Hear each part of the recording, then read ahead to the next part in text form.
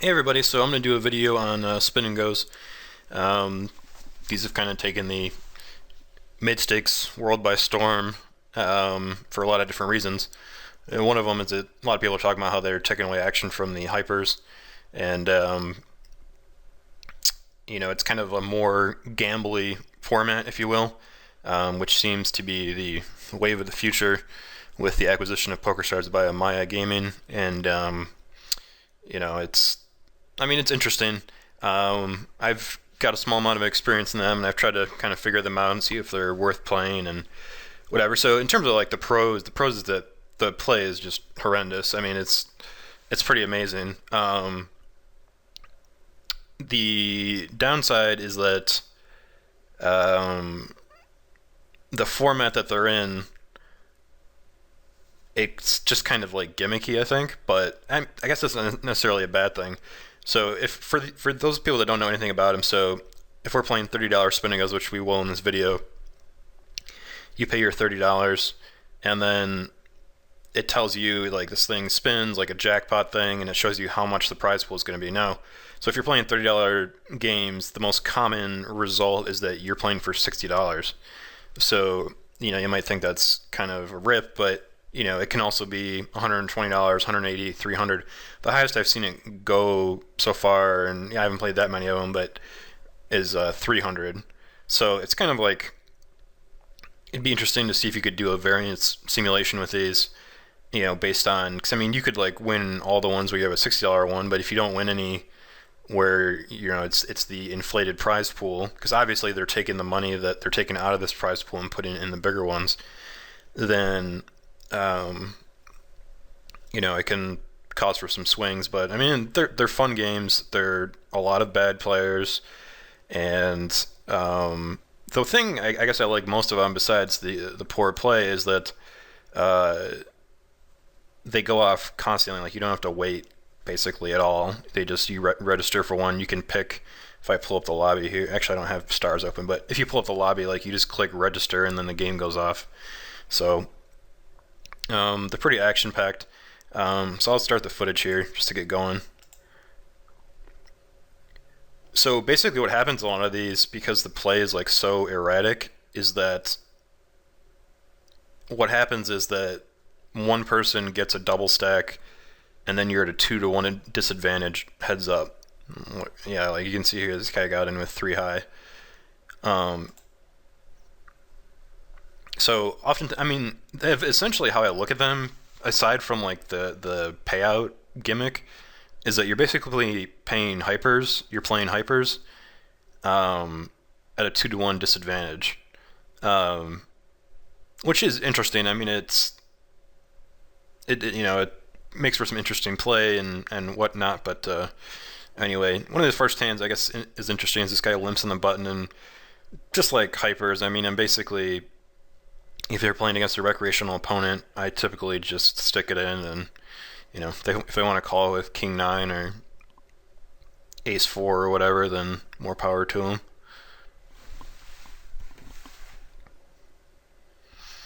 I have like seen like some grinders in these, like people I recognize, but for the most part, I mean, you're usually like, I'd say on average you're getting 1.5 terrible opponents, which is more than you can say for most poker formats these days. So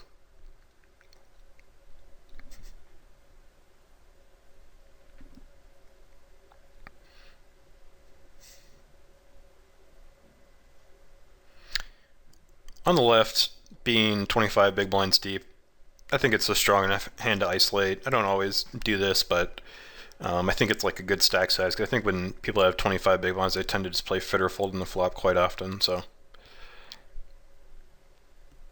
this guy calls on the left. I decided to double barrel and get him off, a 5, just a total float like Jack 10. Even though we're beating Jack 10, I'd prefer just fold so I don't get bluffed off my hand. And then probably the worst river. I don't think he's gonna fold much by this point.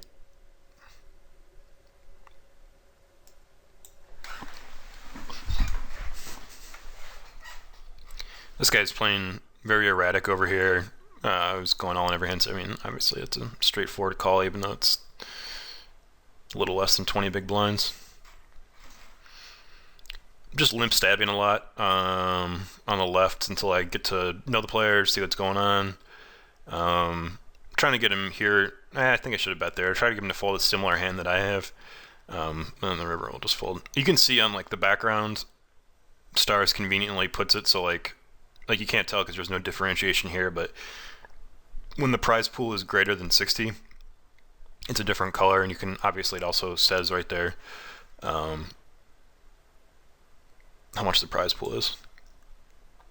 I'm just going back here a little bit.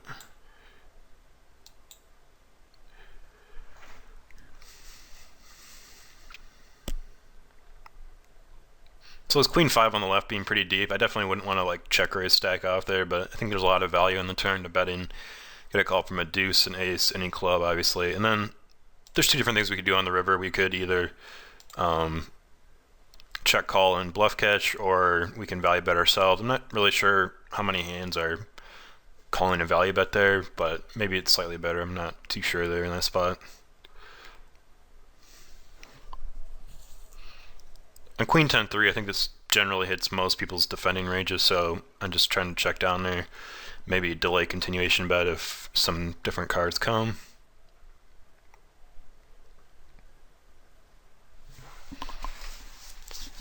And when it's still three-handed, like on the right, I'm definitely limp stabbing in the small blind quite a bit.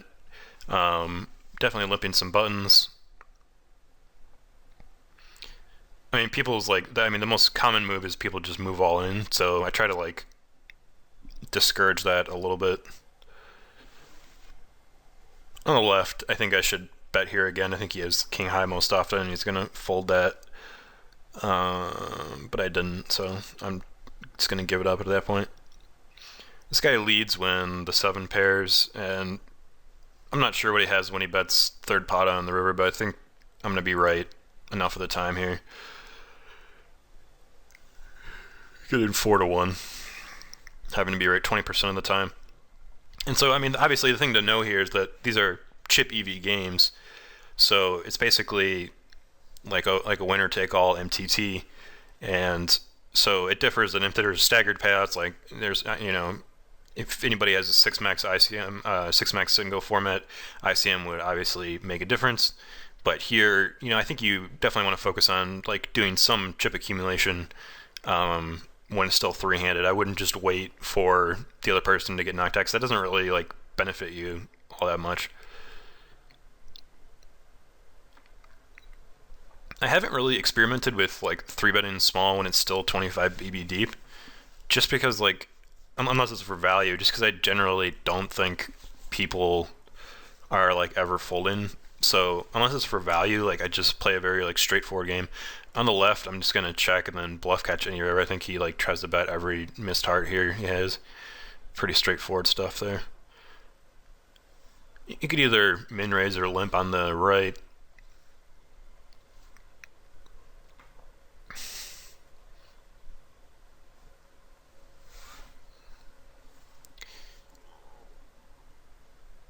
I think this is a pretty straightforward flat on the left. I don't think there's any value in 3-betting in merging our range or anything, and I don't like shoving. Don't get called by worse too often at all.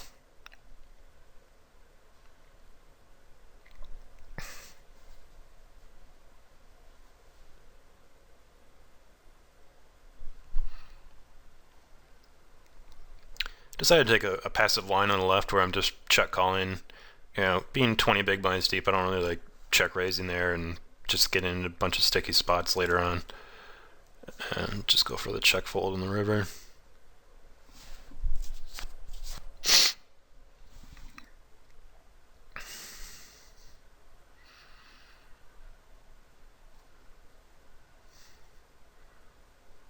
I'm not sure what the support is like yet for HUD stats, but I definitely haven't been able to figure out how to get them. I'm not sure if something about the Star software just disallows it, or I'm just assuming that PT4 and HEM just haven't updated yet based on the new format. I decided to bet like a little bit bigger on the left, just thinking that a lot of his range is just going to call twice no matter what I bet, and then it obviously sets up a bigger river bet. And obviously there's a lot of cards that I want to protect against, but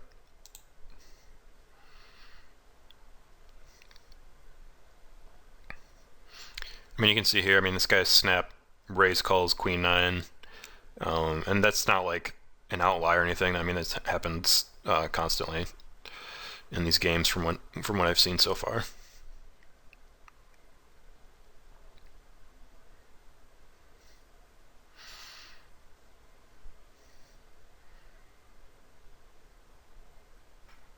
So it can definitely be interesting. I mean, it's like sort of tilting in a way where there's like different aspects of the game where when the thing spins and you see what the prize pool is. Like, I mean, I've definitely played where I've gotten like, maybe 10 in a row where I got 60. It's kind of like, when that happens, it's like you're losing 30 bucks every time, basically.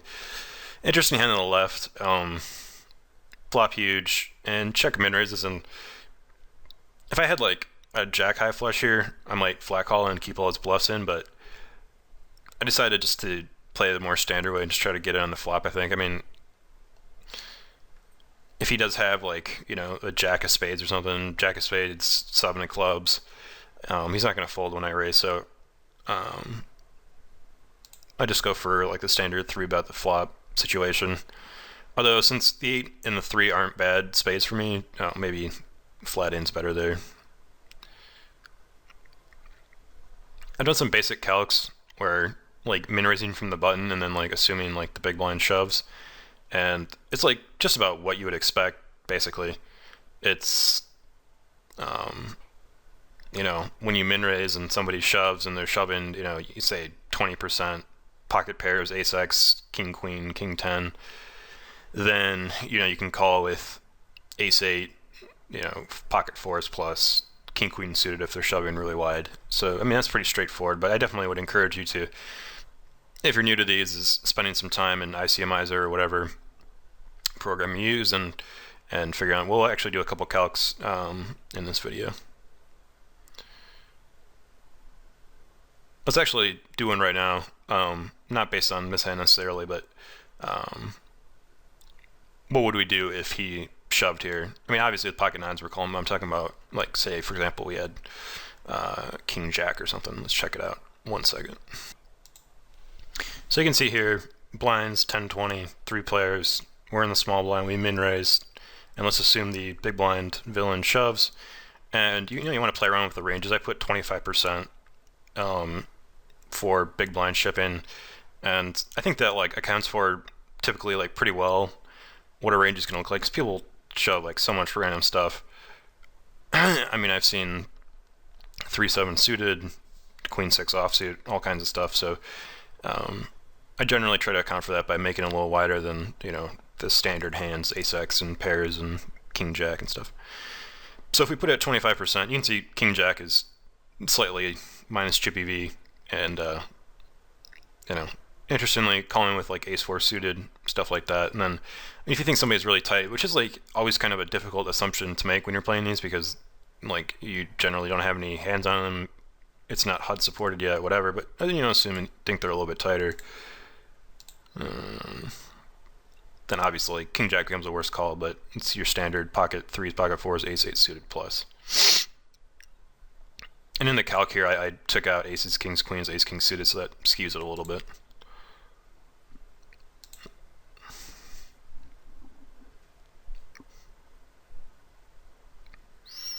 You can see here he 3-bet small and then called off with jack 8. Again, that's typical of the format so far.